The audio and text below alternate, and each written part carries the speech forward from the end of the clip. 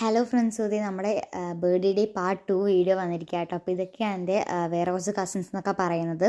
അപ്പോൾ അത് കഴിഞ്ഞ് കുറച്ച് നേരം കഴിഞ്ഞപ്പോൾ കുറച്ച് ഡെസേർട്ടൊക്കെ കഴിക്കാമെന്ന് വിചാരിച്ചിട്ട് പോയതാണ്. അപ്പോൾ അത് അവിടെ ചോക്ലേറ്റ് ഫൗണ്ടൈനൊക്കെ കണ്ടു. അപ്പോൾ അത് കഴിക്കാമെന്ന് വിചാരിച്ചു.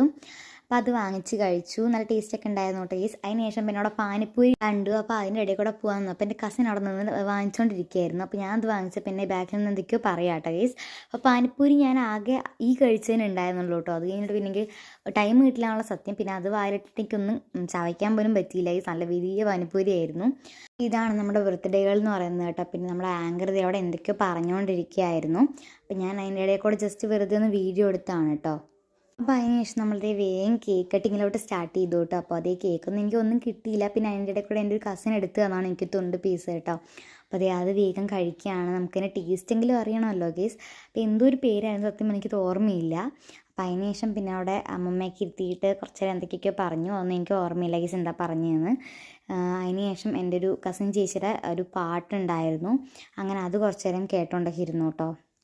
അപ്പോഴേക്കും ആ ഒരു ടൈമൊക്കെ ആയപ്പോൾ എല്ലാവരും വന്നിട്ടുണ്ടായിരുന്നു കേട്ടോ ഗേസ് ഏകദേശം. അതിന് ശേഷം പിന്നെ അതുപോലെ